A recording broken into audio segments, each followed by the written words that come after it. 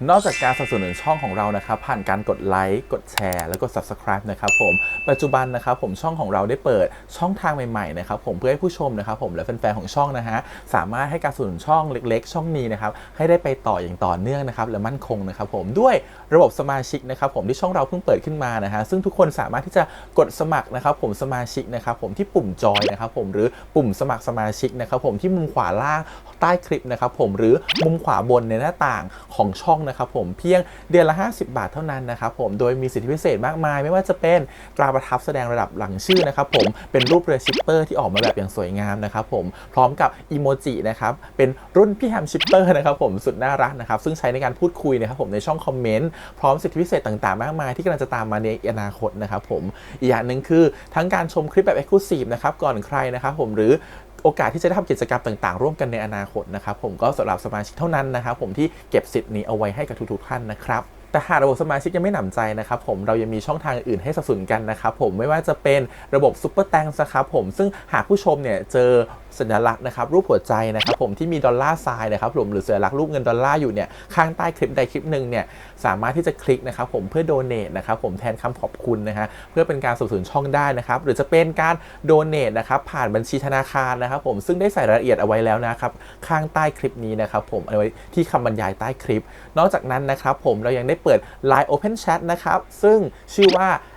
ATS Channel Family นะครับผมก็เลยขอเชิญชาวช่องทุกคนนะครับผมเข้าร่วมห้องแชทได้โดยไม่มีค่าใช้จ่ายใดทั้งสิ้นนะครับผมเอาไว้พูดคุยแลกเปลี่ยนข่าวสารกันนะครับผมในครอบครัวของเราและผมได้จัดทำสติกเกอร์ลายรุ่น Lovely พี่แฮมนะครับชิปเปอร์นะครับเอาไว้เป็นสติกเกอร์ที่ใช้พูดคุยกันด้วยนะครับจะได้ใช้คุยกันในกลุ่มก็น่ารักดีนะครับผมหรือจะเอาไปใช้คุยกับเพื่อนๆส่วนตัวก็ได้นะครับไม่ติดอะไรเลยนะครับผมตั้งใจทำออกมามากๆนะฮะเพียงชุดละ35 บาทเท่านั้นนะครับผมใช้ได้ตลอดชีพนะครับผมก็หวังว่าทั้งหมดนี้นะครับผมจะเป็นเรื่องราวดีๆที่จะเกิดขึ้นกับช่องของเราและชาวช่องของเราทุกคนนะครับผมเพื่อมุ่งหน้าต่อไปสู่ปี 2023 ปีนี้และก้าวต่อไปด้วยกันอย่างมั่นคงนะครับผมอย่าลืมสนับสนุนกันนะครับขอบคุณครับ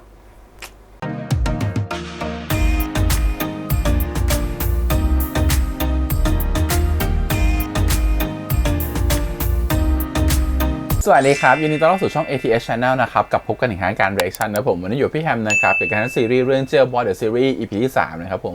EP แล้วเขาประกาศสถานะเป็นสถานะโดนกักไว้นะครับผมสถานะกักใจเนาะแต่อีกคนนึงเนี่ยเจ้าโซโฟมดเนี่ยเขาก็ยอมนะครับผมยอมคุณเชียนเขาว่าอ่ะเป็นกักใจก็กักเป็นสถานะแบบไม่มีสถานะก็โอเคขอแค่ว่ามีอะไรกันนิดหน่อยจูบกันได้บ้างก็ดีเดี๋ยวดูซิว่าพอมันเป็นแบบนั้นแล้วเนี่ยร่างกายมันถล่มลึกลงไปแล้วมันจะอยู่อย่างนั้นได้จริงๆหรือเปล่าแล้ว EP ที่แล้วเล่าเรื่องของโฟมด EP นี้คิดว่าจะเล่าเรื่องของเชียนนะครับผมเดี๋ยวไปดูกันดีกว่าว่าเรื่องของเชียนจะเป็นยังไงบ้างแต่ก่อนเลยขอบคุณก่อนนะครับผมทางลูกี้นะครับผมแล้วก็ไอฉีอีที่อนุญาตให้ทำเรชั่นได้นะครับไปดูกันเลยครับกับ Jailboy Series EP ที่ 3 ครับไปเลยเก่งมากไปนั่งพักเพลงนี้ได้แล้วเนี่ยเดี๋ยวมาดูนี่คือคนที่บัวชอบหรือเปล่าเต้นถูกหมดเลยนะมึงอ่ะไก่ให้กูผิดคนเดียวเลยดิดีปะดีมากอ่ะโคตรเก่งเลยวันนี้เดี๋ยวกันลงให้เดี๋ยวว่านี่คือคนที่บัวชอบแต่โดนเขากักไปหรือเปล่ากักก็ไปเรื่อยๆอย่างนี้หรอเก่งอ่ะซ้อมนานปะ3 วันอ่ะน้องเรื่องของเชียนจริงด้วย EP นี้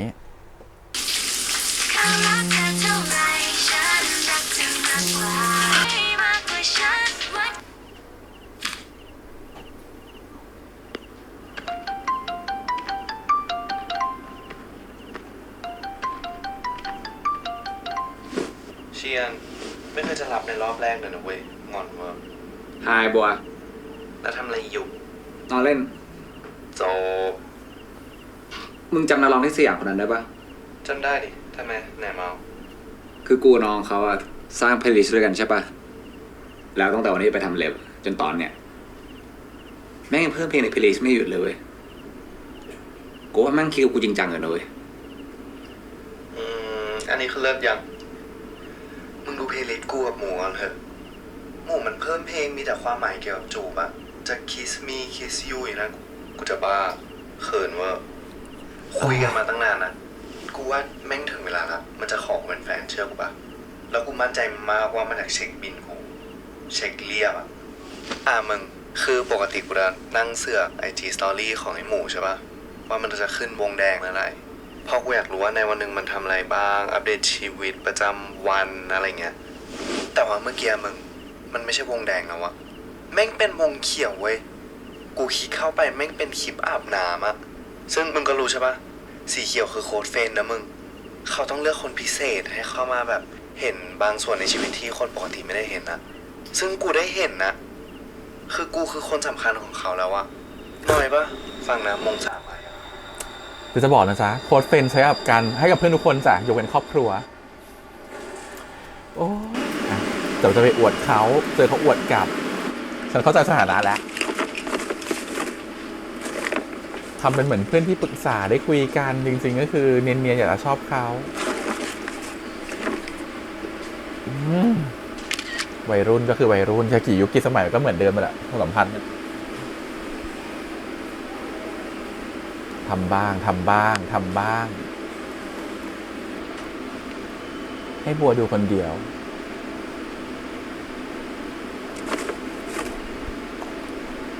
แฮปปี้เขามาดูแล้วก็แฮปปี้มีความสุข อยากรู้เหรอ เพลงไงเนี่ย บอกก็ได้ คือกูเขาตกลงกันว่ายังไม่มีสถานะ อันนี้คือเขากักมึงปะ ปักเสียสัสไม่ใช่ คือกูกับเขายังไม่รู้ว่าเรียกว่าอะไรกันอะแบบมันแบบใหม่แบบสับเกินนะมึง ก็เลยเป็นแบบนี้ไปก่อน คิดเอง ตัวแม่ เออเอ นำเทร ง นด์นะเก็ตนะ ต้องเจ็บนะมึง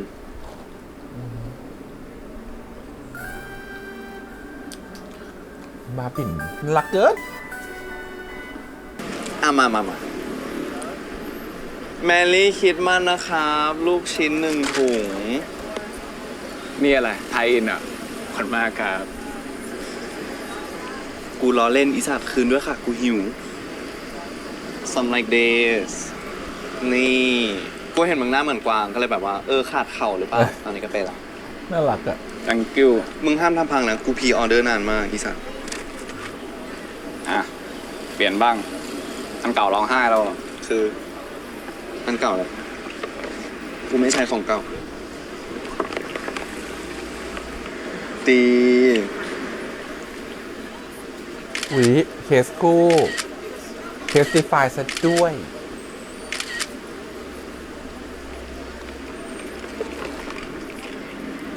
ขอบคุณนะ เล็บยมมากจะทำน้อยเหอะกูขอ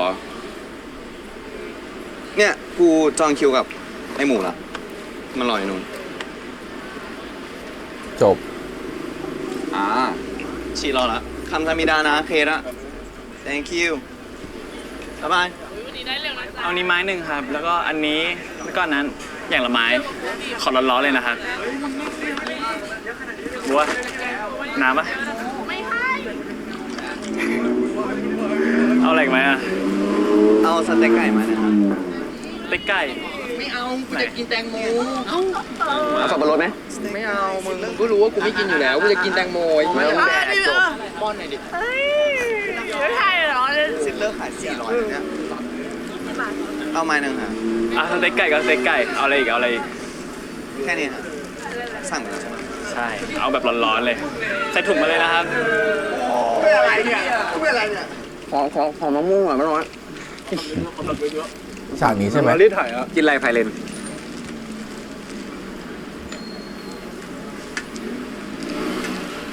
พารินชอบกินสับปะรดนะฮะ เออ แล้วก็ชอบกินกล้วยด้วยค่ะ เพราะว่าตอนที่อยู่เมืองนอกอ่ะเขามีแต่กล้วยชนิดเดียวอะ สรุปว่า เงาะค่ะ ชอบเงาะมากค่ะ มุกนางงาม พูดไม่รู้เรื่อง เฮ้ย เปิดการแข่งขัน ว่าใครถึงเสียงก่อนชนะ อยากทานะ กูก็ลูกพญานาคเหมือนกันนะ รูปพยานะอุ๊ย นับ3 1 2 3ไอ้โกงอ่ะ แล้วก็เอาไปให้เขาใส่ไว้นะ วิ่งไปให้เขาเห็นว่าฉันไม่ได้ใส่เองนะ แม่มาลายมาเก็บเงินมานานแล้ววะ สตอรี่ปะ เฮ้ยสงสารบ้าบิน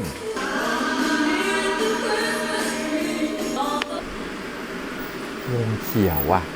close friend ว่ะ อันนี้กำลังปัดดูอยู่นะว่าเขามาดูสตอรี่หรือยัง ดูว่าบัวมาดูสตอรี่หรือยัง แหมดอกแม่มาลายให้หน่อยดิ เจ้าลงสตอรี่ ป้าบิ่งแล้วต้องเดินตามต้อยๆแบบเนี้ยเหรอ โหน่ารักนะเนี่ย วันเสาร์ว่างปะทำเล็บกัน นัดกินข้าวกับพ่อแม่เรา แรงมาก เฮ้ยแต่จริงๆวันทีก็ยังว่างนะ ไหว้เขา ไม่ ทุ มี กวัน คิว อะ โชว์ตัวที่ไหนอ่ะหาเดียมาแล้วกัน เจ๊ไป คนดีๆเราไม่ค่อยชอบหรอกเราชอบเลดแฟลกเราชอบชีวิตที่มันหวือหวาท้าทาย ชีวิตเรียบร้อยนุ่มนิ่มราบเรียบไม่ค่อยชอบกัน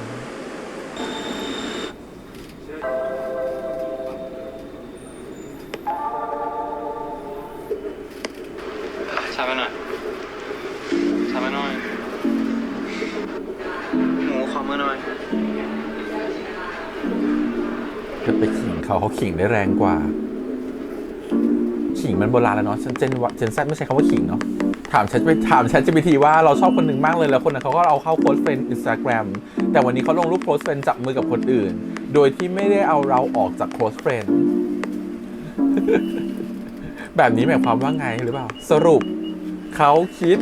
อะไรกับเรา เธอก็เหมือนที่เธอทำเมื่อกี้แหละการที่เขาโพสต์รูปจับมือโค้ชเฟรนด์อาจบ่งบอกถึงความสัมพันธ์พิเศษที่เขามีกับคนคนนั้นอย่างไรก็ตามการที่เขายังเก็บคุณไว้ในโค้ชเฟรนด์อาจจะหมายความว่าเขายังเห็นคุณสำคัญในชีวิตและต้องการแชร์เรื่องราวส่วนตัวของคุณในฐานะเพื่อนสนิทหรือคนที่ไว้ใจจบจ้ะเพื่อนสนิทและคนที่ไว้ใจ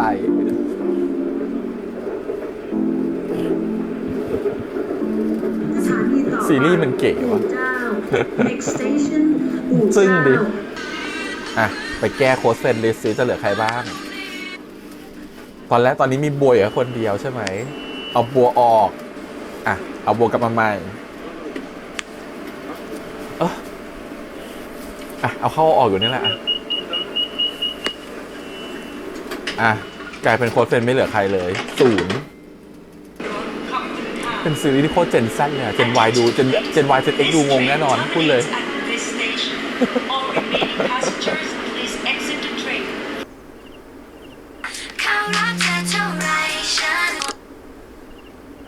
ไม่รับสายบัวด้วยอ่ะใส่เพลงไว้นะว่าหมูรักเธอเท่าไหร่เชียนรักเธอมากกว่า อ่ะจะรับไม่รับสรุปในวัดป้าหลักก็เป็นเพลงที่ให้โฟมหมดร้อยเขาด้วยนะเอาสิสายเขียวเลยไม่ใช่กรีนแฟลกนะจ๊ะสายเขียวของจริงยังเป็นเรดแฟลกอยู่ร้องไห้เหรอร้องไห้ว่ะเฮ้ย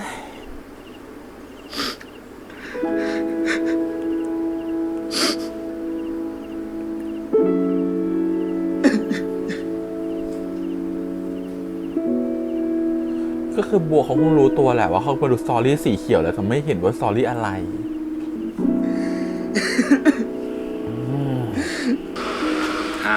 ไงลูกโอ้เซียนหุ้นใช้เงินเกษียณเที่ยวหมดเลยว่างั้น โอ้ไม่หรอกใช้ไงก็ไม่หมดเนี่ยพ่อกับแม่เที่ยวสนุกมากตอนนี้อยู่เมืองโตรอนโตเนี่ย ไหนอยากเห็นนะ แม่โชว์หน่อย ไปแล้วกินข้าวก่อนว่างๆก็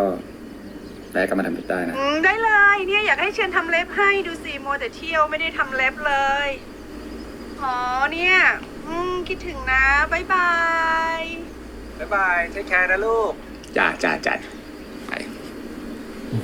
พ่อแม่ไปใช้เงินเกษียณเที่ยวอยู่เป็นคริสต์มาสที่เหงาๆเหรอนัดกินข้าวกับที่บ้านก็คือที่บ้านคือที่ตัวเองอยู่ เชียนมึงติดถาปัดแล้วมึงมาโต้รุ่งกับพวกกูเพื่อ สอบติดถาปัดแล้วด้วยวันเสาร์ที่นัดก็คือวันที่31เขาดาวสิวันนี้จันทร์26ใช่ไหมไปพวกมึงกูตัดบัวนะ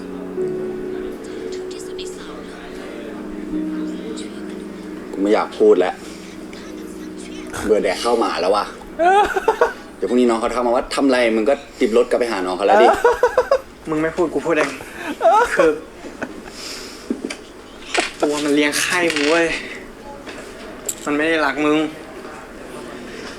มันแค่ชอบที่มึงรักมันมึงจำได้ยัง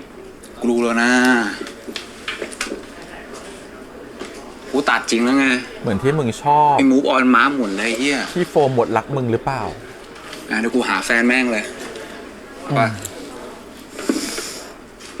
มึงหาใหม่ได้ก็ดีมึงจะได้ไม่ต้องเฮียแล้วด้วยมึงเอาแต่ส่งแอร์ดรอปไปจีบคนอื่นอ่ะบัวแม่งก็ไม่หึงขึ้นไม้หรอก อืม กูไม่ได้เฮี้ยขนาดนั้นปะวะ เฮียจ้ะ โอเคกูเล่นแต่กูคุยให้คนเดียวปะวะแล้วกูบอกน้องแล้วด้วยว่าแบบ เป็นแค่นี้นะน้องมันก็โอเค เฮียค่ะ แล้วถ้าสมมติมันชอบมึงจริงจังขึ้นมามึงทำยังวะ เฮียค่ะเฮียค่ะ ไม่รู้อะ เพราะกูไม่ได้ชอบมันจริงจัง เรื่องของมึงอะกูนอนดีกว่า เฮียไงคะเฮียค่ะตัวละครที่เหมาะจะเรียกอีมากเลยอีเชียนเนาะเรามีอีเตะอีโหมเรามีอีเชียนอีกคนนึงแล้วกันบัวส่งเมสเซจมา4มากกว่า4เมสเซจก็ยังไม่ได้อ่านพิมพ์ไปหาว่าอาทิตย์นี้ยังทำเล็บอยู่ไหมไปหาโฟมดจองไว้เรียบร้อยแล้ว2 ที่จะได้นั่งติดกันบ่ายโมงนะแรงนะคนเขาชอบอะเขาคิดเผื่อไว้แล้ว จองไปก่อนเผื่อเธอไม่มาก็ไม่เป็นไรก็บอกมาคนเดียวแล้วครับ แต่งตัวแฟร์ๆด้วยมาเดินติดแอคทำทรงกันโอ้ยไม่เอางานใหญ่นะวิ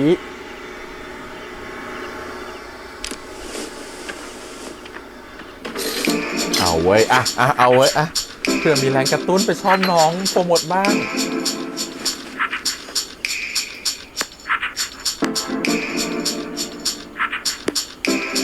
ชุดนี้เคยใส่แล้วไม่เอาเปลี่ยนเคยใส่หมดแล้วอะต้องซื้อเสื้อใหม่เหรอแหละรีบสั่งเร็วทันไหมมานี่เรามันพวกเดียวกันนะเนี่ยไปเดทก็ต้องซื้อชุดใหม่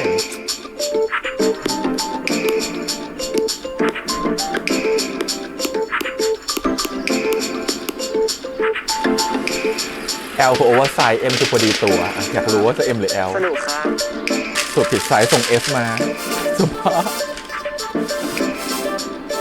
ใช่ไหมผิดไซส์ไหม S ไหม S แน่เลยอ่ะใส่ไม่ได้หรอกใส่ได้หรอไม่ตายแล้วแฟร์เกินใส่ได้หรอตายแฟร์เกินผิดไซส์แต่งใหม่แมทช์ใหม่โอ้โหดูแว่นคุณพี่เขาแว่นของ Gentle Monster ซะด้วยคอลเลคชันเก่าขอดูโฟร์โมดแต่งตัวดีกว่าเฮ้ยน่ารักไม่เบาแดงเชีย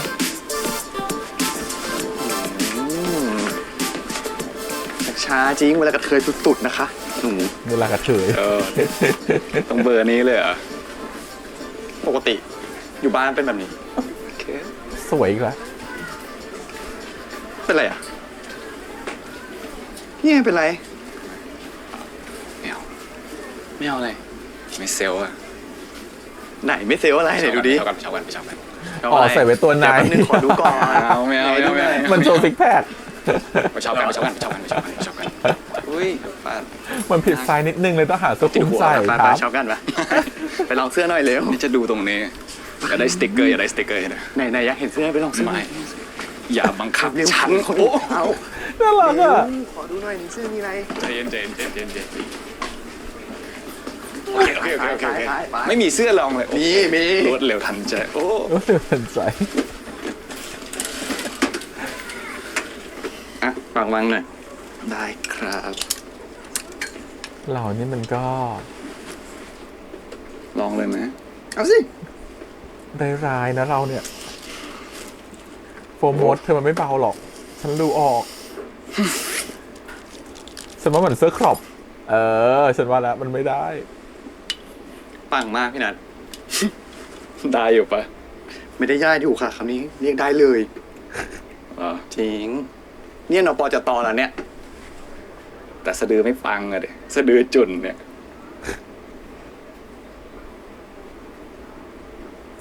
ฟิลลิ่งเสื้อครอป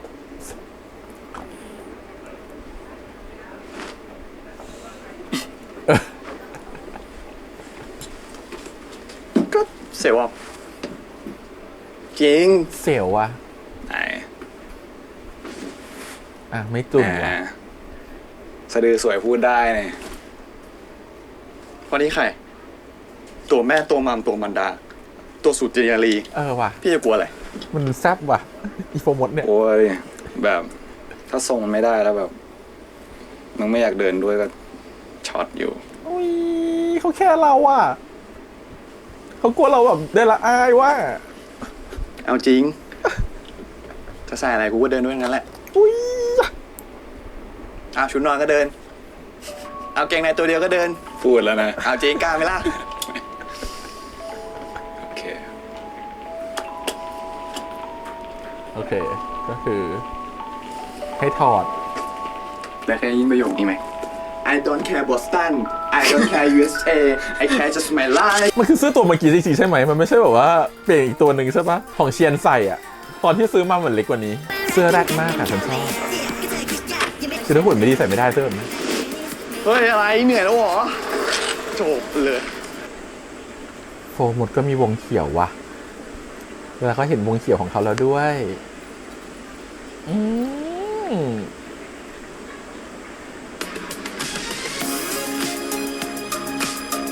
เขาชอบเราอะอยู่แล้วแหละ เหมือนที่เพื่อนบอกอะถ้าเขาชอบมึงขึ้นมาจริงๆมึงจะว่าไงมึงตอบคำถามนี้ให้ได้ก่อนเลยอย่างแรกเปิดเพลง playlist เพลงเดียวกันเพื่อทำอะไรไปด้วยกัน พี่เกดปั้นนูนเก่ง ผมปั้นเองแล้วแบบบงทีเลย ทำจะเป็นด้วยเหรอเอ้ยเดี๋ยวนะ ที่บอกว่าเผื่อจะไปทำเร็วกว่าคนอื่นอ่ะ คือเผื่อไปทำให้เขานี่เหรอ จริงๆ แร แต่ งมากพี่จี้ไม่ทำให้มั่งดิ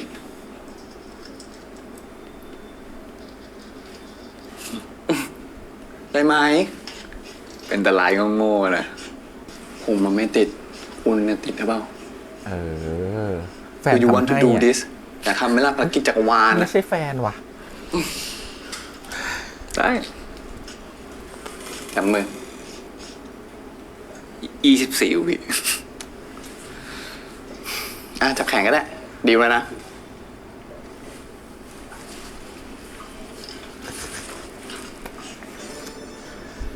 ฉันสงสารโฟร์หมดมันมีความสุขเหลือเกิน นี่ลายอะไร ผลไม้หน้าโรงเรียน ครีเอทีฟนี่ลูกชิ้นปลาหมึกนั่งเรียนซับปะซับปะ หึ ยำ ในเด็กๆก็จะใช้เงินกับเรื่องแบบนี้เนาะ ไปถ่ายรูปก่อนถ่ายรูปก่อน ทุก2 อาทิตย์ก็ต้องมาทำใหม่ ครับฟังหน่อยครับเขาครับ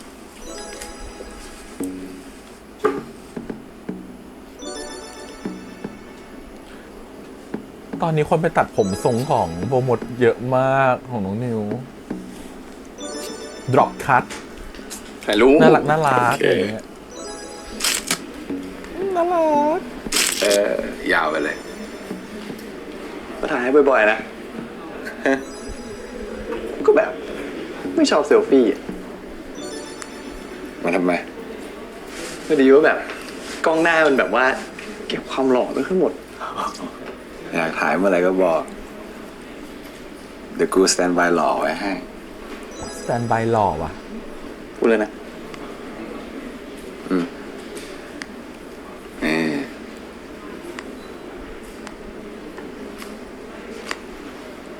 โอ้โหเชี่ยแรงมากพี่จี้หรือว่าพ่อแบงค์มา เนี่ยแบตจะหมดแล้วอะโอ้ตาย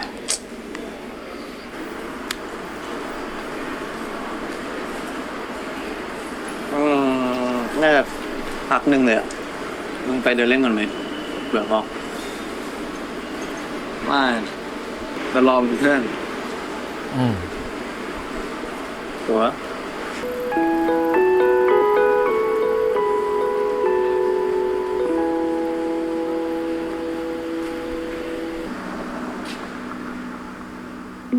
อุ้ยอ่ะอุ้ยอ่ะอุ้ยอ่ะเด็กสมัยนี้นึกว่าสั่งกาแฟเปล่าจูบกันอยู่จ้ะ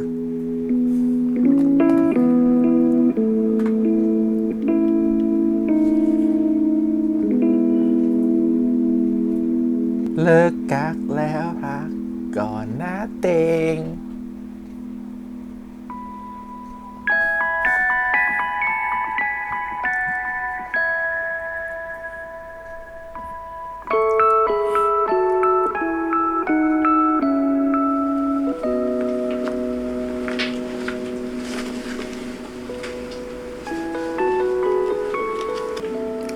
ป๊อปสตาร์บอย น่ารักดิ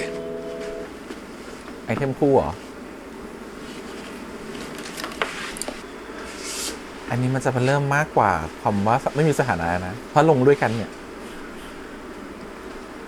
มันจะเหมือนหมวกคู่แล้วนะ มันจะเหมือนของแฟนใช้กันนะ อะไร จะซื้อหมวกอะไรเดียวกันงี้ ทำไมอะ จะทำให้เขาหึงเหรอ ก็รู้นี่ บัวนะ ว่าเราเป็นเครื่องมือ เอาจริงป่ะ กูยังไม่รู้เลยว่ากูมันเป็นอะไรกันตอนเนี้ย แต่กูถอยละ เสียเวลาว่ะ เอาเวลาไปหาแฟนดีกว่า ให้โอกาสอันนี้สุดๆ ให้โอกาสไอโฟนบนสุด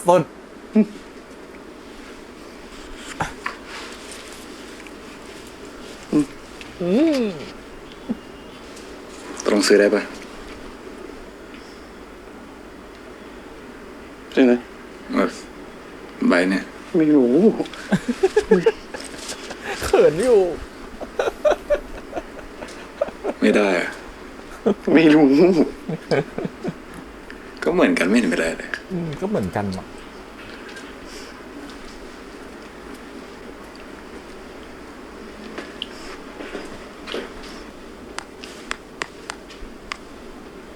ว่าที่ทั้งทีไม่อยากรีบกลับเลยว่ะ ไปไหนต่อ ไม่มีนะ จะไปไหน บ้านอยู่ไหนนะ เสียงนานิคม พาไปทัวร์แล้ว ฮะ ไม่มีธุระเหรอ ว่าง มันไกลนะ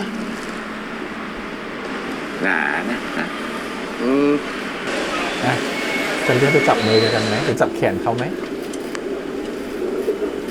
มันต้องมีจังหวะล้มไหมจังหวะโยกไหมอะ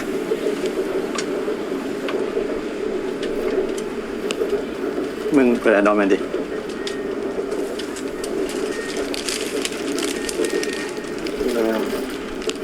เสร็จยัง เสร็จแล้วอะไรอ่ะ ไม่อยากพูดเยอะ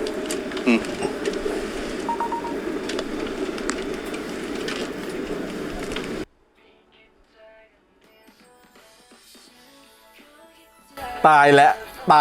เธอตัดคลิปเร็วมาก ตัดคลิปเร็วมาก โอ้ยตายโอ้ยตัดคลิปเร็วเวอร์ ลงนะ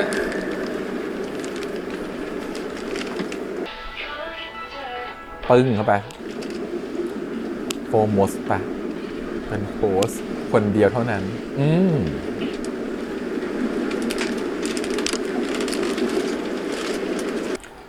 ก็ก่อนนั้นนี่เราไม่อยู่ในวงเขียวเขาเนาะเพิ่งอยู่ในวงเขียวเขาแต่เราไม่รู้หรอกวงเขียวเขามีกี่คน แต่วงเขียวเขามีคนเดีย ส ว รุปคลิปเปลี่ยนชุดนะ แต่กูถ่ายจึ้งเลย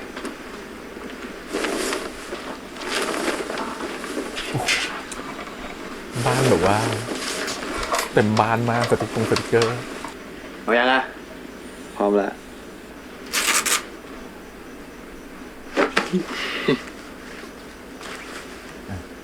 เขาข่าวเซ็ก เล ซี่ บอนเจม นะว่าแอบมองเขาอยู่นะเขาก็ข่าวเซ็กซี่ตัวแม่ตัวมัมตัวมันดาอยู่นะ ตัวกำเนิดบุตร โอเคถอยนิดนึงโอเค เอาแล้วนะ1 2 3กระโดด อ๋อ 1 2 3 ถ้าเหมือนปึ้งแล้วก็เปลี่ยนเสื้อผ้า ไปขวาทีเดียวโอเคอีกรอบหนึ่งยิ้มหน่อย1 2 3โอเค แล้วก็ไปใส่กางเกงใช่ไหมเหมือนอารมณ์กระโดดตุ้มกางเกงเข้าล่างปึ้งวันนี้ผมไปซื้อเสื้อมาใหม่จากสยามนะครับผมเดี๋ยวผมย้อมแต่งให้ทุกคนดูตึงตังเตอ่ะ มึง กูลงสตอรี่ธรรมดานะแท็กมึงได้ปะ แท็กได้แต่ไม่รู้ว่าจะรีหรือเปล่านะ โอเค ดูไปมันเหมือนจะมีความดีใจอมยิ้มแต่ก็มีความอึดอัดอยู่ในตัว เก็บชันแป๊บ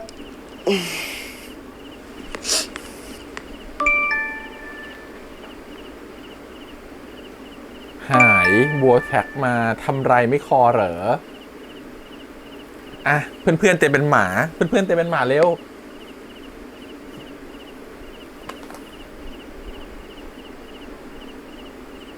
บัวเขายังเก็บเธอไว้ในสตอรี่ close friend อยู่นะโอ้ยลงมาเยอะๆอยากทำเล็บได้ข่าวว่าเพิ่งทำกับหมูมาไม่ใช่หรอ มึงใช่นี่นะ แมวปากกาเพนพัดแฟนมด4 ตัวโฟมดไม่ไหม เอาแรงๆเลยเพื่อมนชิปเล่น แมววิเชียนเป็นแฟนโฟมดว่ะอ่ะเอาเข้าไป อย่าเลยมึงเดี๋ยวคนเข้าใจผิดไม่กล้าจีบมึงเอานะ ไม่กล้าจีบมึงพูดหนีหมายความว่ายังไง แรงมาก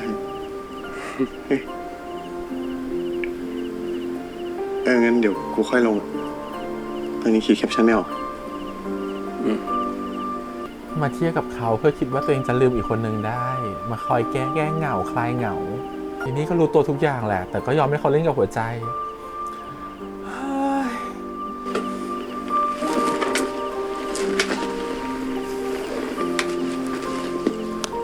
เดี๋ยวกูกลับก่อนนะดึกแล้วอะ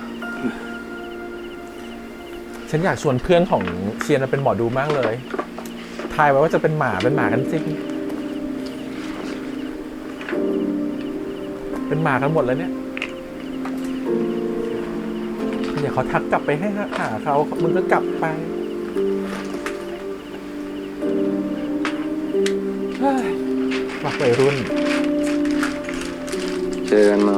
เชิญเฮ้ย มึงเดี๋ยวกูไปส่ง ไม่เป็นไรออกได้จำทางได้เหรอ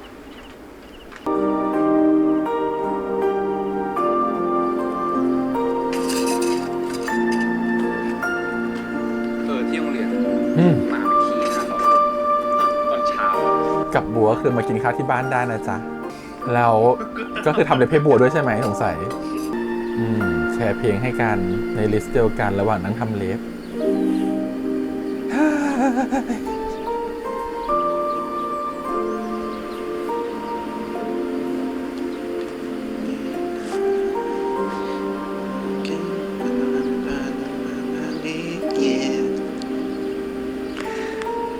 ฟังไม่เบื่อเวอร์ จริง เพลงที่ฟังมากสุดคือโฟอีฟมา2 ปีแล้วนะเว้ย ฟังวงอื่นบ้างดีปะ จะฟังโฟอีฟ จบ วัดประหลาดตลอดไป ฟังวงอื่นป้าดีป้าทำไมซับไตเติ้ลเขียนว่าตั้ง Bad เมื่อ Voice วานกูเจอเสื้อร้านหนึ่ง แอบขายของอ่ะ คือตะโกนชื่อมึงเวอร์อะแบบวิเชียนมาก คือลำโพงกูแตกอะฟังนะสั่งไปแล้ว2 ตัว เฮ้ยกูใส่เสื้อไซส์อะไรนะ เอาไง ถ้าเป็นโอเวอร์ไซส์ก็ N ทำไม เปล่า เจอร้านเหรอ ดูให้ได้นะ เปล่า ส่งมา แค่ลืม ดูใส่เสื้อกันทุกอย่าง เฮ้ย โอ้โห ขึ้นโมไม่เก่งเลยทำไม่ค่อยสวยทำแต่ลายโง่ๆ โอ้ย โอ้ยงานละเมียดมาก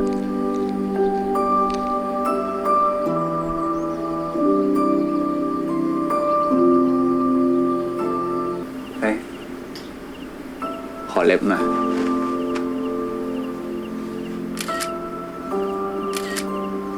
ได้ใช่ปะแบบ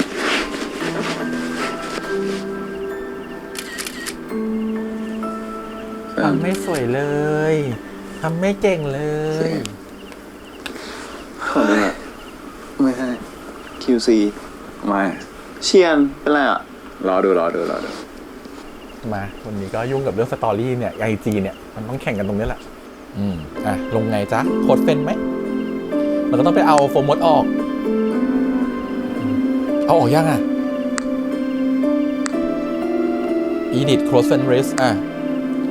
เอาโฟมดออกแล้วให้บัวเห็น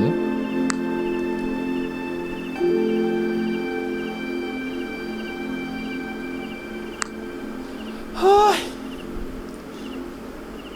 อีเชียด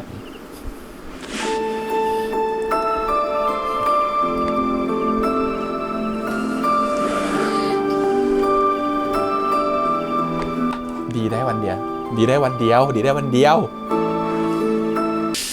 แล้วก็แบบไปนั่งซึมเป็นหมาไม่รู้ทำอะไรไปไม่รู้งง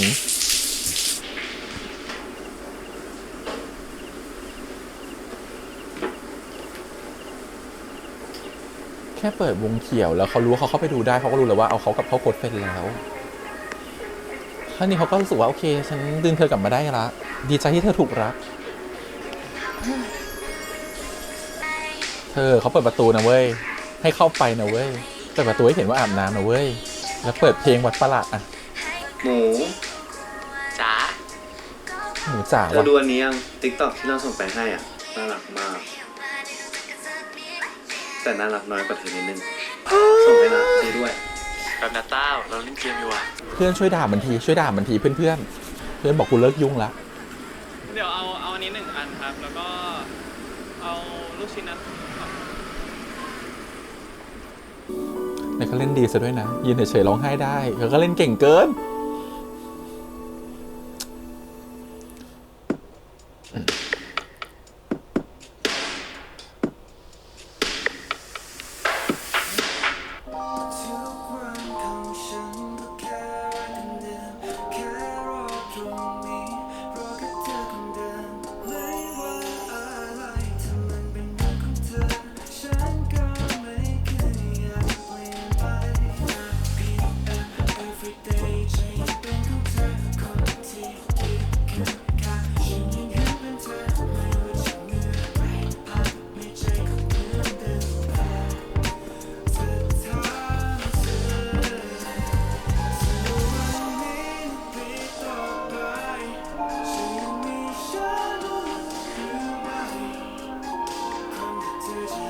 จบไหมเรื่องของเชียน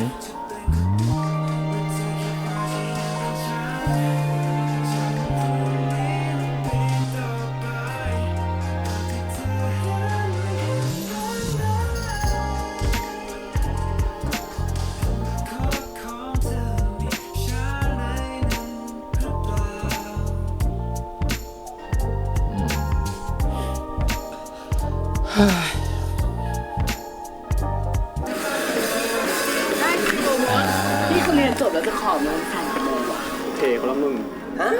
แม่งลำใจกูหายทองคำแม่งเลยจบอาการเป็นไงอ่ะเล่าให้กูฟังได้นะกูว่ากูโดนกักเหนื่อยจังอยากทำอะไรกับพี่วิเชียนมากอ่ะมาทำกับกูแทนไหมล่ะผมชอบมึงว่ะตอนต่อไปแม่ทุกคนเตรียมทิชชู่ได้เลยจ้ะร้องไห้แน่ตอนต่อไปเรื่องของบ้าบินฉันว่านี่คือลูกรักของเรื่องนี้แน่นอนนะครับผมคือซีรีส์ของบอสกูโนครับเมื่อก็หนังเนี่ยมันจะต้องมีคนหนึ่งที่เราด่าว่าอีเนาะตลอดเวลาเนาะอย่างตอนไปราชันด้วยเตอร์แล้วก็ลาอีเต๋เนาะพระเอกของเราเนาะเรื่องนี้เราก็ด่าอีเชียนเนาะไม่รู้เป็นพระเอกหรือเปล่านะแต่คิดว่าอ่ะพี่แฮมขอเดาไว้ก่อนว่าเป็นพระเอกละกันเนาะเพราะว่าอะไรเพราะว่ามันเป็นบริษัทของบอสลูกี้เนาะเพิ่งเปิดขึ้นมาแล้วคิดว่าเขาคงต้องขายเด็กๆของเขาแล้วก็ทำคู่จิ้นต่อไปถ้าเขาจะขายนักแสดงแบบเป็นค่ายเหมือนกับสมัยแบบเป็นค่ายนักแสดงเนี่ยมันก็ได้แหละแต่รู้สึกว่าความเป็นคู่วายคู่จิ้นในธุรกิจตอนนี้เทรนด์มันมามากกว่าก็เลยคิดว่าเขาอาจจะจบเหมือนกับตอนแปลราชันด้วยใจเธอคือสุดท้ายเต๋ก็คบโอเอ๋วคล้ายๆกันคิดว่าอาจจะเป็นเชียนก็อาจจะมาคบกับตัวของโฟมดก็ได้ แต่ตอนนี้เชียนมันกำลังสับสนแล้วมันก็เลดแฟลกประมาณนึงเหมือนกันอะไรเงี้ยเราก็ไม่แน่ใจว่ามันจะทำให้คนรักตัวละครของเชียนได้หรือเปล่าแต่เชื่อในทีมเขียนบทของลูกี้นะว่าสุดท้ายมันจะวกกลับมาให้มันรู้สึกว่าเราก็สงสารตัวละครตัวนี้เหมือนกันแล้วก็มันก็เป็นความรักที่มันมีความเจ็บช้ำแหละและเป็นความรักที่มันเจ็บๆแหละและเชื่อว่าสองตัวละครนี้มันจะกลับมารักกันได้ประมาณนี้เนาะก็รอดูแล้วกันว่ามันจะวนกลับมาเจอกันยังไงแต่ทุกๆครั้งที่เป็นซีรีส์ของบอสกูโนเนี่ยอย่างตอนหนังเนี่ยก็จะเป็นอีโมถูกไหมฮะแล้วก็จะมีจิ่งนะอาจจะมีขุนพลเนาะครับบาสเนาะในเรื่องนั้นเนาะแล้วก็มาเรื่องนี้เนี่ยเราว่าบ้าบิ่นเนี่ยเป็นตัวละครที่เราจะควรจะแบบรักสงสารเอ็นดูคิดว่าบ้าบิ่นคือตัวละครตัวนั้นที่เหมือนจิ่งนะแล้วก็เหมือนกับขุนพลก็รอดูคิดว่าเราได้สงสารตัวละครตัวนี้แน่นอนนะครับผมเพราะว่าสิ่งที่มันทำ EP ก่อนเนี่ยก็คือว่า EP ก่อนเนี่ยเราจะเห็นว่าตัวโฟร์โมดทำสิ่งนั้นกับบ้าบิ่นเนาะเหมือนดึงบ้าบิ่นเข้ามาเป็นเหมือนอินเกมเป็นเหมือนกับว่าทำให้อีกคนนึงหึงก็คือตั้งใจทำให้ตัวของพี่เชียนหึงนะครับผมซึ่งพี่เชนหึงไหมก็หึงแหละแล้วก็พยายามจะทำตัวเป็นเจ้าของเนาะจนสุดท้ายมันมีสถานะที่เรียกว่าไม่มีสถานะในตอนจบของ EP ก่อนเนาะมาดู EP นี้เล่าเรื่องของฝั่งเชียนบ้างเชียนก็จะทำสิ่งนั้นเหมือนที่โฟร์มดทำกับบ้าบิ่นใน EP ที่แล้วกับตัวของโฟร์มดเหมือนกันนะเพื่อจะทำให้อีกคนนึงหึงนั่นคือทำให้บัวหึงเราจะเห็นว่า EP เนี่ยเขาจะใช้ความเป็น material ของความเป็น Gen Z เยอะมากไม่ว่าจะเป็นใช้ Instagram เนาะใช้การแบบว่าตั้งโค้ดเฟรนด์กันอย่างเงี้ยเพื่อเป็นการบอกสถานะว่าเธอเป็นใครเธอสนิทกับฉันแค่ไหนคำว่าวงเขียวเนี่ยครับผมเผื่อใครไม่เข้าใจคือเวลาเราตั้งโค้ดเฟรนด์เนี่ยคนที่อยู่ในโค้ดเฟรนด์ลิสต์ของเราหรือชื่อในโค้ดเฟรนด์เนี่ยจะเห็นสตอรี่นั้นเท่านั้นเพราะฉะนั้นมันกลายเป็นว่าคนที่อยู่ในวงเขียวคือคนสำคัญแต่เราไม่รู้หรอกว่าคนที่เขาตั้งวงเขียวว่าเขามีกี่คนในวงเขียวนั้นอย่างพี่แฮมจะบอกก่อนแล้วกันว่าสำหรับพี่แฮมเนี่ยตั้งวงเขียวแต่ของพี่แฮมตั้งวงเขียวคือเพื่อนทุกคนอยู่ในวงเขียวนะแต่แค่เอาครอบครัวออกเพราะแต่ละคนมีจุดประสงค์ของการใช้วงเขียวที่แตกต่างกันเนาะซึ่งคนที่รับสารหรือคนที่เข้ามาดูสตอรี่เราที่เป็นวงเขียวเขาก็จะเข้าใจเองว่าตายแล้วฉันเป็นเพื่อนสนิทของเธอฉันอยู่ในวงเขียวของเธอฉันคือคนพิเศษของเธอหรือเปล่าแต่สำหรับพี่แฮมอาจจะไม่ก็ได้เช่นพี่แฮมอาจจะมีในวงเขียวเป็นร้อยคนก็ได้แค่เอาครอบครัวออกถูกปะเพราะฉะนั้นมันไม่ต่างกันเลยแต่ทีเนี้ยพอเวลาคนรับสารอย่างโฟร์มดเวลาเห็นเชียนลงวงเขียวอย่างเงี้ยรู้สึกอุ๊ยเขามีวงเขียวว่ะแต่เราเข้าไปดูไม่ได้แสดงว่าเราไม่ได้อยู่ในวงเขียวเขาใช่ไหมเพราะโฟร์มดไม่ได้อยู่วงเขียวเขาแต่เชียนแชร์วงเขียวนั้นให้กับบัวคนเดียวเท่านั้นถูกปะบัวก็จะเห็นวงเขียวของตัวของเชียนตลอดเวลาเช่นกันมันเปิดเรื่องมาด้วยการที่ว่าบัวเนี่ยกับตัวของเชียนเนี่ย2คนเนี่ยเป็นเหมือนเพื่อนปรึกษาเรื่องความรักและเชียนก็ทำหน้าที่นั้นเหมือนเป็นคนคอยปรึกษาเรื่องความรักเวลาที่บัวไม่สบายใจเพื่อจะคบกับคนที่ชื่อหมูถูกไหมเขาก็ตามหมูมาเหมือนกันแต่หมูกับเขาก็จะมีสถานะที่คุมเครือเหมือนเป็นเพื่อนรักกันเหมือนกับไปด้วยกันตลอดเราคิดว่าเขาก็อาจจะโดนหมูกักมาเหมือนกันเราไม่แน่ใจว่าหมูเป็นคนแบบไหนแต่เราก็รู้สึกว่าต่างคนต่างโดนกักกันมาเพราะมันเหมือนกับว่าตัวของบัวเนี่ยก็แอบชอบหมูแล้วก็พยายามจะลุ้นว่าหมูเขาจะชอบเราหรือเปล่าอย่างเช่นการโทรมาหาตัวเชียนว่าในเรื่องเนี่ยเขาจะมีการโทรมาหาตัวเชียนว่าเธอเห็นไหมว่าหมูเขาเอาเราอยู่ในวงเขียวฉันเห็นสตอรี่สีเขียวของเขาด้วยว่าแสดงว่าเขาต้องแบบเราเป็นคนสำคัญของเขาแน่ๆเลยประมาณนั้นนะครับผมซึ่งตัวของพอเชียนได้ยินเนี่ยก็เหมือนกับแบบทุกครั้งที่เธอโทรมาถึงฉันจะรับช้าแต่ฉันโทรกลับทุกครั้งแต่พอโทรกลับไปแล้วสิ่งที่ฉันรับรู้มาคือการที่เธอกำลังพูดถึงคนอื่นอยู่ซึ่งมันโคตรเจ็บเลยเพราะฉันชอบเธอนะเว้ยเธอไม่รู้หรออะไรเงี้ยถามว่าบัวรู้ไหมเราว่าบัวรู้นะแล้วเหมือนกับที่เพื่อนของเชียนบอกแล้วว่าน่าจะเป็นความจริงอย่างหนึ่งเลยคือว่ามึงโดนบัวกักไงเพราะบัวไม่ได้ชอบมึงแต่บัวแค่ดีใจและรู้สึกดีที่มีมึงชอบเขาอันนี้ถือว่าเป็นประโยคนึงไว้ก่อนแต่เราไม่รู้ว่าจริงๆแล้วบัวคิดยังไงนะแต่เราจะเห็นว่าในช่วงของบัวทำแบบเนี้ยมันเหมือนทำให้ตัวเชียนก็บ้าคลั่งบัวมากๆเหมือนกันแล้วเพื่อนพูดประโยคนึงว่าเชียนมาบอกกับเพื่อนๆว่าฉันจะไม่โอเคกับบัวแล้วเพราะฉันรู้สึกว่าบัวโฟกัสกับหมูมากจนเกินไปฉันรู้สึกว่าฉันไม่ได้เป็นส่วนหนึ่งในตรงนั้นฉันขอออกจากการชอบบัวดีกว่าซึ่งเพื่อนๆรู้ว่ามึงพูดแบบนี้มาบ่อยแล้วสิ่งที่ทำให้คนดูรู้กับพวกเรารู้เหมือนกันว่ามึงพูดประโยคนี้มาหลายครั้งแล้วเว้ยเชียนพูดมาซ้ำๆหลายรอบแล้วก็ทำเป็นเลิกแต่พอบัวมาขอคืนดีหรือขอคบหรือมันทักมาคุยหน่อยแกก็กลับไปหาเขาทันทีซึ่งสิ่งนี้ทำให้เชียนรู้สึกว่าไม่ครั้งนี้ฉันจะไม่เป็นแบบนั้นฉันต้องหาแฟนแล้วว่ะหรือฉันควรหาใครดีและเพื่อนๆก็เชียร์โฟร์หมดเนาะซึ่งตัวของเชียนก็พูดถึงโฟร์หมดว่ามันมีน้องคนนั้นน่ะเขาแชร์เพลย์ลิสต์กับเราเยอะมากๆเลยอะไรเงี้ยหรือว่าจริงๆน้องเขาชอบวะซึ่งเพื่อนๆก็พูดประโยชน์หนึ่งว่าและถ้าน้องเขาชอบขึ้นมาจริงๆมึงจะทำยังไงซึ่งเชียร์ไม่มีคำตอบและเชียร์ก็งงเหมือนกันว่าฉันควรทำยังไงกับความรู้สึกตอนนี้ดีมันคือการที่แค่เชียร์มี โฟมดเพื่อให้รู้จักคำว่าแค่รู้สึกว่าในเวลาที่ฉันต้องการใครฉันยังมีคนคนหนึ่งอยู่มันไม่ต่างกันเลยนะมันเหมือนกับเป็นรีเฟล็กกันคือตัวของบัวเนี่ยมีเชียนเพราะรู้สึกว่าดีใจที่มีคนรักเช่นกันตัวเชียนก็แอร์ดรอปคนไปทั่วแล้วก็มีโฟมดแล้วก็ดีใจที่เหมือนมีโฟมดหลักเขาแต่ถามว่าความรู้สึกชอบไหมไม่บัวก็ยังสนใจหมูอยู่ตัวเชียนก็ยังสนใจบัวอยู่โฟมดก็ยังสนใจเชียนอยู่แล้วบ้าบินล่ะเหมือนกันตอนนี้สถานการณ์เป็นลูกโซ่จ้ะไม่ถือว่าเป็นสายไฟกรุงเทพแต่ก็คือเป็นสายส่งจ้ะต่อกันเป็นท่อความสัมพันธ์มันต่อเนื่องกันเป็นท่อๆมันเหมือนทำต่อกันให้ความรู้สึกของคนอีกคนนึงมันเสียใจเล่นประมาณนั้นแต่ในขณะเดียวกันเชียนใน EP เนี่ยก็พยายามจะรู้สึกว่าฉันควรตัดบัวจริงๆแล้วหรือเปล่าเพราะฉะนั้นฉันควรจะลองคุยกับน้องโฟมดอย่างจริงจังดูไหมมันก็เลยโทรติดต่อไปนะครับผมติดต่อตัวของโฟมดไปว่าเอ๊ะที่เธอชวนฉันน่ะซึ่งนัดกันเอาไว้เนาะว่าจะไปทำเล็บเนาะซึ่งในซีรีส์เนี่ยเขาจะโชว์ว่าวันนี้เป็นวันที่26 December เนาะแล้วเขาบอกวันเสาร์วันอาทิตย์แล้วไม่แน่ใจว่ามาถึงปีใหม่แล้วหรือยังนะที่ไปทำเล็บกันเนาะก็ตัดใจไปทำเล็บซึ่งก่อนหน้านั้นเนี่ยการที่เขาตัดสินใจมันมีที่มาที่ไปอยู่เนาะเพราะมันคือการที่ว่าเขาซื้อของขวัญให้บัววันคริสต์มาสนั่นคือการซื้อเคสคู่กันแต่บัวไม่ได้ใช้นะเพราะบัวเห็นว่าเป็นเคสคู่กันบัวก็เลยเลี่ยงในการที่จะใช้เพราะกลัวว่าเดี๋ยวคนเข้าใจผิดเช่นกันตัวเชียร์หยิบเคสขึ้นมาคือใช้แล้ว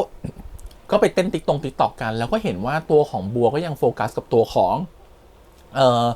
องพี่หมูอยู่ซึ่งนั่นแหละทำให้เชียร์รู้สึกว่าโอเคมันคงจะถึงที่สุดแล้วของมันถูกไหมรวมถึงการที่ว่าเขาเห็นสตอรี่โคลสเฟนแล้วตัวของบัวไปทำเล็บกับพี่หมูอะไรเงี้ยซึ่งมันไม่ได้อยู่กับเขา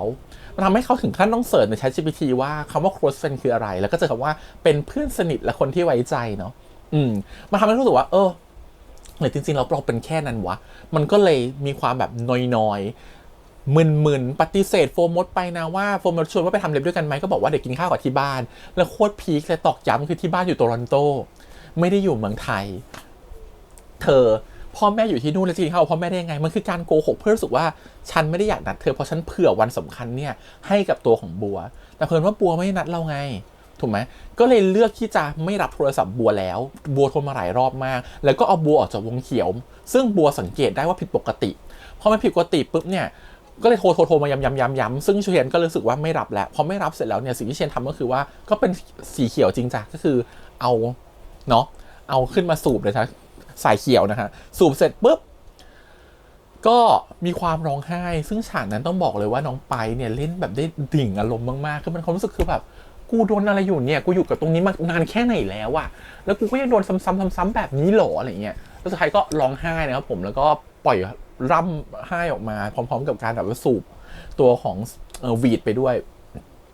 ก็เป็นสายเขียวเนาะไม่ใช่ red flag นะเว้ยเขาเป็นสายเขียวแต่สายเขียวที่ไม่ใช่ green flag ละกันโอเคสุดท้ายก็เลยไปคุยกับตัวของโฟมดว่ายังว่างอยู่นัดไหมขณะที่โฟมดเนี่ยชอบมากๆชอบพี่เชียนมากๆฉันจองไว้เรียบร้อยแล้วเผื่อเธอไม่มาแต่ถ้าเธอมาเธอจะได้ไปกับฉันจองมาประมาณอาทิตย์ซึ่งถ้านับตามวันแล้วเนี่ย26 27 28 29 30 31 1มกราอาจจะเป็นวันที่1มกรานะครับผมก็คือวันอาทิตย์เนาะก็เลยไปทำเล็บด้วยกันไปเอนจอยกันแล้วตัวของโฟมดก็บอกว่าแต่งตัวแฟร์มานะโอ้โหเป็นเรื่องดูชุด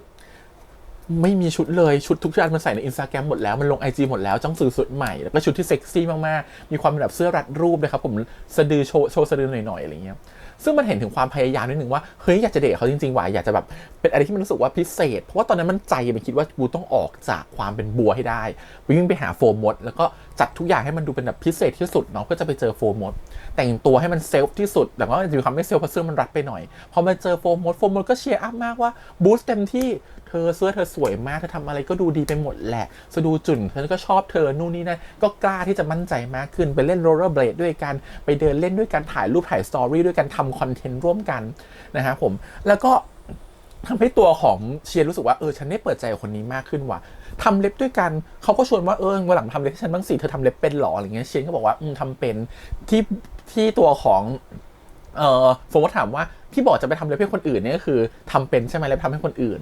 ซึ่งคนอื่นตอนนั้นตอนจบโคตรพีคเลยคือทำให้บัวจ้ะเก็บไปทำให้บัวขณะที่ตัวของโฟมขอเนี่ยว่าทำเล็บให้หน่อยได้ไหมบอกว่าฉันทำแต่ลายกระจอกเดี๋ยวฉันทำลายโง่ๆฉันทำลายสวยๆไม่เป็นอะไรเงี้ยอีกคนนึงก็บูสต์เต็มที่เหมือนกันว่าลายโง่ฉันก็ยอมจะทำนะไม่เป็นไรทำลายโง่ฉันก็ชอบถ้าเป็นเธอทำให้ รักแม้รักขอจับแขนจับแขนหน่อยไทยสตอรี่จนสุดท้ายเรื่องมันนำไปสู่การที่ว่าเลือกหมวกเลือกหมวดนะครับผมลายเดียวกันก็ถามเขาว่าเลือกลายนี้เพราะอะไรทำไมถึงเลือกลายเดียวกันนี้อีกคนนึงก็เลยพูดว่าเพราะฉันตัดบัวไปแล้วว่าเขาไม่ได้ชอบเราฉันก็เลยต้องจะหาใครสักคนหนึ่งที่คิดว่าเป็นแฟนกันดีกว่าอะไรเงี้ยพอพูดแบบนี้ไอ้โฟมก็เขินนี่ถูกปะบ้าหรือเปล่าเธอตัดเขาแล้วเธอก็มาเลือกหมวกเหมือนฉันนี่อะไรเนี่ยใช้ของคู่กันหรือเปล่าก็เลยทำเป็นถ่ายถ่ายวิดีโอเก็บไว้ถ่ายภาพเก็บไว้แล้วระหว่างกลับบ้านเนี่ยตัวของเชียนก็รู้สึกว่าฉันกลับไปเที่ยวบ้านเธอได้ไหมขอไปทัวร์บ้านเธอหน่อยเนี่ยก็เลือกที่จะไปนะระหว่างขึ้นรถไฟฟ้าก็มีการตัดเป็นเหมือนคลิปคอนเทนต์ TikTok อะไรประมาณนี้แล้วกันนะแล้วก็ใส่เพลงลงไปซึ่งมันก็น่ารักมากๆเลยนะผมก็ใส่ลงไปแล้วก็ตัดเป็นคลิปแบบ compilation รัวๆขึ้นมาแล้วก็ส่ง AirDrop ให้กับตัวของเชียนซึ่งเชียนก็ลงสตอรี่นั้นแล้วก็ลงเป็น close friend แล้วก็เอา close friend เนี่ยจากที่ไม่มีใครอยู่ใน close friend เลยมาติ๊กเอาโฟมมดเข้าไปอยู่ใน close friend เพราะโฟมมดเห็นฉันอยู่ในวงเขียวแล้วว่ามันก็ต้องดีใจป้าแบบฉันไม่เคยอยู่ในวงเขียวฉันเขามาก่อนเลยอยู่วันนี้ฉันก็มาอยู่ในวงเขียวเขาอะไรเงี้ยก็ดีใจสุดท้ายกลายเป็นว่าพอไปถึงบ้านก็ทำนู่นทำนี่มีการอัดเหมือน get ready with me หรือลองเสื้อเนาะตัดถอดเลยกางเกงในแล้วก็แอบเห็นกางเกงในเขาแอบมองมุมขาเขามันก็เกิดอารมณ์แหละมันก็มีความเสียวอยู่บ้างแต่ก็ทำอะไรไม่ได้ทำเป็นมองเขาแล้วก็ถ่ายวิดีโอสตอรี่นะครับแต่งเสื้อแต่งตัวอะไรเงี้ยซึ่งพอทำเสร็จก็มาตัดคอนเทนต์นู่นนี่นั่นแล้วโฟมดก็อยากจะลงคลิปเนี่ยไปแล้วก็ทำสัญลักษณ์เป็นว่าแมวนะครับผมปากกาคือเพนเนาะแล้วก็แฟนคือพัดเนาะแมวเป็นแฟนแมวคือวิเชียนเนาะวิเชียนมากแมวเป็นแฟนกับมด4ตัวก็โฟมดซึ่งจังหวะนั้นน่ะที่กำลังเลอยู่ว่าจะลงไม่ลงดีเนี่ยตัวของบัวก็ทักนะครับผมมาที่ตัวของเชียนเพราะเชียนเนี่ยวันนี้หายไปเลยทั้งวันแล้วก็ลงสตอรี่อย่างเงี้ยแล้ววงเขียวก็ขึ้นมาแต่ตัวของบัวก็ไม่เห็นว่าวงเขียวนั้นคืออะไรพอปุ๊บพิมพ์มาว่าเธอไม่ติดต่อกับมันเลยนะแค่นี้ประโยคเบาๆเลยอ่ะเหมือนที่เพื่อนว่าไว้เลยเดี๋ยวเขาแค่ติดต่อกลับมาอยากให้มาหาด้วยเนี่ยเธอก็กลับไปหาเขาแล้วเหมือนเป็นคนโง่อีกรอบนึงให้ไปหลงรักเขาหลังจากนั้นปุ๊บโฟมมดก็คือถูกเบรกไม่ให้ลงเก็บไว้ก่อนพี่ต้องกลับบ้านแล้ววันนี้ดึกแล้วซึ่งโฟมมดก็รู้ทันทีว่ามันเปลี่ยนไป everything มันอยู่ดีก็เปลี่ยนทันทีเลยมันถูกตัดบทจบทันทีแล้วตัวของเชียนก็เลือกที่จะกลับบ้านไปอะไรอย่างเงี้ยแล้วเรื่องก็ตัดมาเป็นว่าเชียนก็ชวนบัวมาที่บ้านนะครับผมในช่วงวันหยุดนะครับผมมากินข้าวกันมานั่งทำเล็บให้กันมันโคตรจะขยี้เลยอ่ะแบบซีรีส์อ่ะว่าเนี่ยที่มาพูดกับตัวของโฟมมดว่าทำไม่เป็นทำเล็บไม่เป็นก็ทำให้เขาโฟมมดไม่เคยมาบ้านเลยก็พามาบ้านเขานะครับผมทุกอย่างที่บอกกับโฟมมดไว้ทำกับบัวมาแล้วทั้งหมดนะฮะคือเหมือนกับจะให้แค่โฟมมดมาแทนบัวยังแทนไม่ได้เลยอะคือบัวเนี่ยทำทุกอย่างหมดแล้วทั้งอยู่บ้านทำเล็บให้ everything บอกทำเล็บไม่สวยโคตรจะสวยสิ่งที่มันเกิดขึ้นคือเขาก็เห็นว่าบัวมาที่บ้านมันก็มีความหวังขึ้นมาแล้วว่าเขาจะรักเราเนาะไปอาบน้ำก็มีความน้อยๆว่าเราควรจะเปิดประตูดีไหมก็เปิดประตูแง้มๆแม่เขาเห็นว่าเราอาบน้ำเหมือนเป็นการกึ่งยั่วๆนิดนึงแล้วเปิดเพลงวัดประหลาดนะครับผมมีการแชร์เพลงเพลย์ลิสต์กันขณะที่บัวก็พูดว่าเพลงวัดประหลาดเนี่ยโฟอีฟฟังมาตั้ง2 ปีแล้วไม่เบื่อหรอเปลี่ยนบ้างไหมก็ไม่เปลี่ยนก็ชอบแบบนี้นะฮะสุดท้ายตัวของบัวเองเนี่ยก็รู้แหละว่าตัวของเชียนพยายามจะยั่วหรือพยายามจะรู้สึกว่าอยากจะให้ความสัมพันธ์มันพัฒนาไปมากกว่านี้แต่บัวเลือกที่จะไม่ไงบัวแค่รู้สึกดีที่ตัวเชียนมาชอบเขาเฉยๆบัวก็เลยไม่มีอะไรโทรหาหมูเลยแล้วก็แชร์ว่าเธอเล็บที่ฉันดูใน TikTok เป็นเล็บที่อยากจะเป็นทำเล็บในอนาคตซึ่งขณะที่เชียนอาบน้ำอยู่ในแบบมุมนึงและขณะที่บัวทำเล็บแล้วก็มาคุยเรื่องทำเล็บกับหมู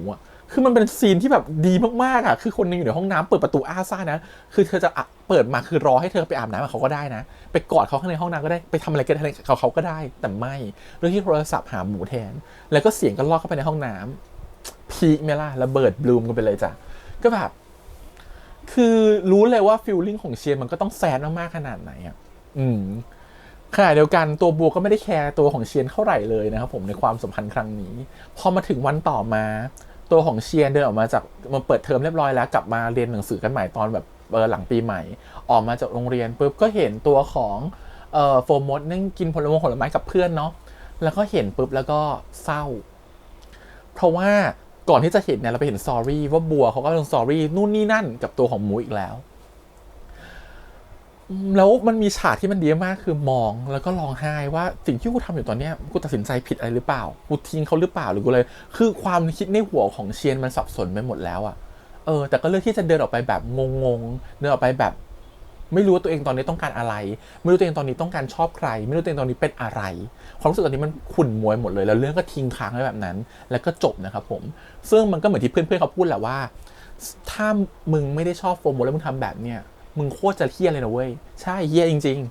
เฮี้ยจริงๆแต่ตอนนี้มันเหมือนกับยังไม่รู้ตัวว่าตัวเองเฮี้ยหรือเปล่าหรือตัวเองต้องการอะไรมันเป็นคนสับสนคนหนึ่งแล้วกันมันก็ยังเป็นเด็กน้อยคนหนึ่งแหละแต่แค่เป็นรุ่นพี่ที่โตกว่าโฟมหน่อยเท่านั้นเองเพราะฉะนั้นถามว่าพอเรื่องมันจบแบบเนี้ยเรายังดูไม่ออกนะว่ามันจะไปสู่แบบไหนเพราะว่าพอมันเรียลมากๆแล้วมันเป็นได้ทุกทางเลยมันจะรักไม่รักจะคบไม่คบยังไงก็ได้แต่ตอนนี้ที่รู้สึกว่าตอนนี้คนอาจจะเกลียดเชียร์ทั้งประเทศเพราะว่าโคตรจะเฮี้ยแล้วกันเดี๋ยวดูตอนบ้าบิ่นแต่ยิ่งขยี้ความเชียร์เข้าไปอีกว่าเฮี้ยแค่ไหนนะครับผมซึ่งถามว่าเฮี้ยไหมในสายตาคนอื่นมองว่าเฮี้ยแน่นอนแต่ถามว่าในสายตาเขาว่าเขาอาจจะคิดว่าเขาไม่ทำผิดอะไรเขายังไม่รู้เขาต้องการอะไรมันคือคนสับสนคนหนึ่งเรากำลังดูคนสับสนที่กำลังทำตัวไม่ดีอยู่ทำตัวไม่ถูกอยู่ว่าต้องทำแบบตัวแบบไหนคนก็จะมองว่ามันเฮี้ยเนาะแต่มันด้วยความวุฒิภาวะแบบนั้นมันตัดสินใจไม่ออกหรอกยิ่งเป็นเรื่องความรักที่มันสับสนกับเรื่องหัวใจด้วยมันก็กักกันไปกักกันมาจนเรารู้สึกว่าถามว่าทุกคนเคยผ่านประสบการณ์แบบนี้ไหมมันอาจจะเคยผ่านประสบการณ์แบบนี้แต่เราจะไปถึงแค่ไหนเขาเองจะเป็นคนที่แบบนี้ไหมจะเป็นคนที่แบบกักเขาแบบนี้ไหมหรือเราจะเลือกที่จะตัดคนที่ไม่ชอบออกเลยเราเชื่อว่ามันมีคนที่เคยผ่านประสบการณ์แบบนี้กับไม่เคยผ่านประสบการณ์แบบนี้มาแล้วพอเราโตขึ้นเราออกมา point of view ที่ใหญ่ขึ้นถามว่าคนโตขึ้นเจอเรื่องแบบนี้ไหมเจอแต่แค่มันอยู่ในสถานะที่มันเปลี่ยนออกไปมันอาจจะไม่ใช่เล่นสตอรี่วงเขียวกันแต่มันคือการที่ไม่รับสายเลยไม่คุยไลน์เลยหายไปเลยก็ได้มันหลายรูปแบบมากๆในการแบบในความสัมพันธ์ที่มันเปลี่ยนแปลงไปตามช่วงของเวลาแต่คนที่มันเป็น Gen Z เนี่ยมันก็จะเห็นว่ามันเอาเทคโนโลยีมาใช้เอาหลายๆต่างๆที่มันเกี่ยวกับเจนเนี่ยมาใช้เป็นประโยชน์การแชร์เพลงการทำสตอรี่การลงวงเขียวต่างๆพวกเนี้ยมาทำให้เห็นว่าเวลาเด็กยุคนี้เขารู้สึกกับกันเขากักกันเขาทำเป็นกิ๊กกันเขาไม่เปิดเผยความสัมพันธ์กันมันทำแบบไหนจริงๆคนแบบทุกเจนก็ทำแบบเดียวกันแหละคะแต่แค่มันมีความเป็นวัยรุ่นในยุคนี้เท่านั้นเองแต่ถ้าเราตัดเรื่องพวกนี้ออกไปตัดความเป็นกรอบเจเนอเรชันออกไปตัดความเป็นปี 2025 ออกไปสิ่งที่เราเห็นอยู่ตอนนี้มันคือสิ่งที่มนุษย์เป็นมาตลอดสิ่งที่พวกเราเป็นมาตลอด Gen Y Gen X ก็เป็นแบบนี้คือมันก็กักกันมาตลอดแหละมันก็มีกิ๊กมันก็คบซ้อนมันก็ให้ใจกับคนนึงแล้วก็ไปคบอีกคนนึงลังเลมาตลอดเรามีหนังเรามีซีรีส์ที่พูดเรื่องแบบนี้มาเป็นพันเรื่องแล้วอ่ะก่อนหน้านี้แต่แค่เรื่องเนี้ยมันชูความเป็น Gen Z มันชูความมิติของเทคโนโลยี ChatGPT Instagram ทุกๆอย่างขึ้นมาให้มันเด่นมากขึ้นเท่านั้นเองถ้าเป็นเรื่องอื่นเขาจะไม่ได้พูดถึงพวกนี้เด่นขนาดนั้นแต่ความเป็นคนที่มันลังเลมันยังมีอยู่ในคนพวกนี้ทั้งสิ้นก็ไม่ต่างกับเด็กของคนนี้นะทั้งเชียร์แล้วก็ทั้งโวมดและเดี๋ยวก็จะลามไปที่บัวแล้วก็บ้าบินทีนี้ขอวิเคราะห์ตัวละครเชียร์นิดนึงนะครับผมถามว่าเชียร์เฮี้ยไหมเฮี้ยแน่นอนนะครับ red flag ไหม red flag เลยนะครับผมแต่ขอรู้องค์ประกอบของตัวของบัวกับตัวของบ้าบินก่อนแล้วกันขอเห็นทั้ง4มุมก่อนแล้วค่อยตัดสินเนาะเรื่องอยากจะให้เราเห็นทุกมุมเนาะจะได้ไม่ตัดสินใครด้วยคนแบบมุมเดียวถ้าเป็นมุมคนนอกตอนเนี้ยเราก็ยอมรับว่าตัวของเชียร์น่ะไม่โอเคเลยมันคือเด็กสับสนคนนึงที่ยังไม่รู้ว่าต้องเลือกอะไรมันเป็นคนที่รักคนนึงอยู่แล้วก็ยังรักอยู่แบบนั้นแล้วก็ลืมเขาไม่ลงแล้วก็ตัดเขาออกไปจากชีวิตไม่ได้แต่ก็ในอีกใจนึงก็กลัวว่าเขาไม่รักเราแน่ๆเลยรู้แหละว่าเขาไม่รักเราแต่ก็ตัดออกไปไม่ได้ก็เลยพยายามจะทำให้คนนึงเข้ามาในความสัมพันธ์ให้เขาหึงบ้างแต่เขาก็ไม่หึงเลยนะผมขณะเดียวกันพอเขาเข้ามาในความสัมพันธ์ความวุ่นวายมันก็เกิดขึ้นคือเราก็ลังเลเหมือนกันว่าเราชอบเขาหรือเปล่าแต่ที่แน่คือเราทำให้คนนึงชอบเราเข้ามาแล้วเราจะทำยังไงดีนะกับการเลือกครั้งนี้เราจะกักเขาเอาไว้ก่อนเพื่อสมมติว่าเราวันนึงเนี่ยคนที่เราชอบเขาไม่รักเราจะวิ่งเข้าไปหาเขาได้แต่คนที่เรากักเขาไว้เขาจะอยู่รอเราหรือเปล่าแล้วเรากำลังทำร้ายคนนั้นหรือเปล่าเรารู้สึกผิดกับเรื่องนี้หรือเปล่ามันเป็นเด็กที่รู้สึกผิดกับเรื่องนี้ด้วยนะว่านี่เรากำลังกักโฟมดหรือเปล่าเนี่ยแล้วมันก็น้ำตาไหลออกมามันมองเขาแล้วก็รู้สึกว่าแย่กับสิ่งที่มันทำขณะเดียวกันมันก็รู้สึกว่าแต่ถ้ามันไม่กักเขาไว้มันก็ไม่รู้เหมือนกันว่าทำยังไงดีเพราะมันก็ยังชอบอีกคนนึงอยู่มันไม่กล้าตัดอีกคนนึงเพื่อจะมาชอบอีกคนนึงได้มันเลยสับสนไปหมดว่าตอนนี้ตัวเองต้องการอะไรโห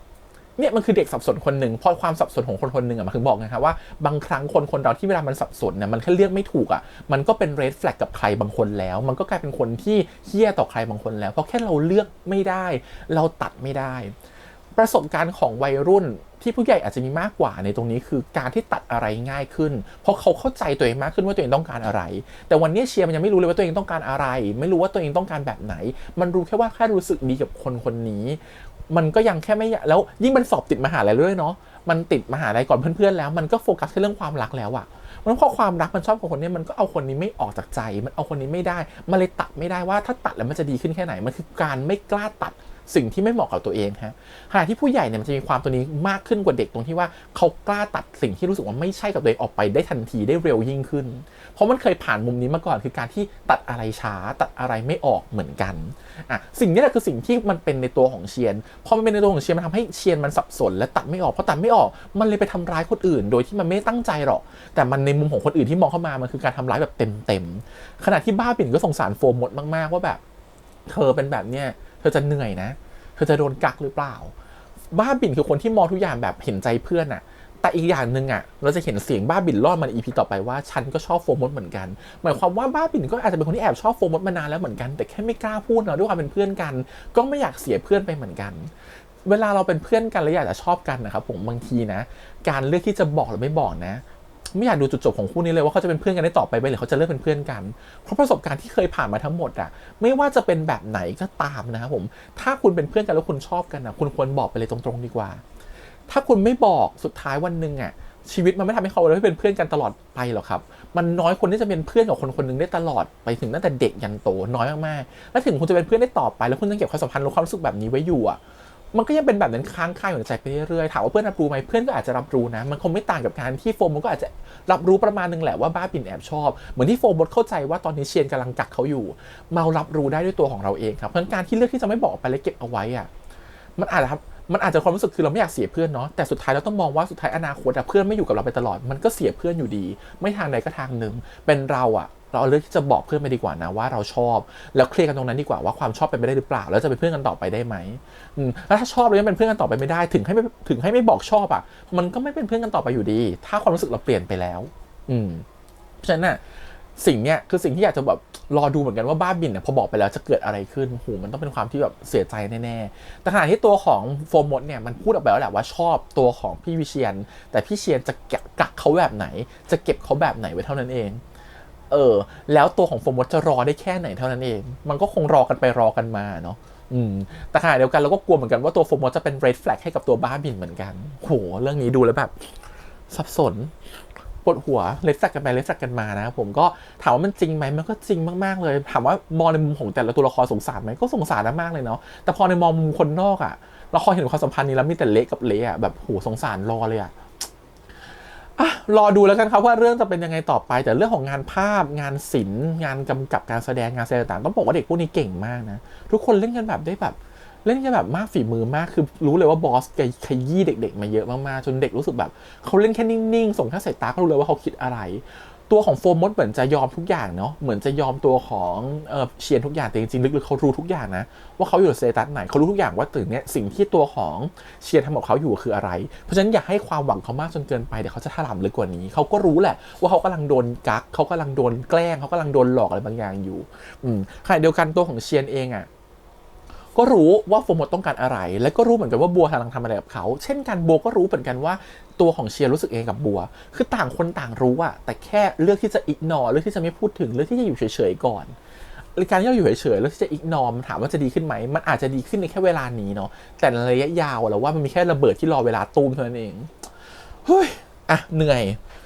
เป็นเรื่องที่พูดยาวตลอดนะครับกับซีรีส์ของบอสนะมันมีอะไรพูดเยอะนะครับส่วนวิเคราะห์สถานการณ์ฉากเฉิกปล่อยให้ช่องอื่นวิเคราะห์แล้วกันฮะเราเห็นอยู่แล้วว่าเรื่องนี้มันละเมียดมากงานมันดีมากๆทุกๆมุมกล้องเนี่ยถึงถ่ายด้วยมือถือก็จริงแต่เขาเก็บดีเทลครบมากแล้วก็ตัดสลับแบบพวกภาพในหน้าจอมือถือไว้ออกมาแล้วลงตัวมันดึงความรู้สึกของเราได้ดีมากๆรวมถึงเพลงประกอบที่เลือกมาด้วย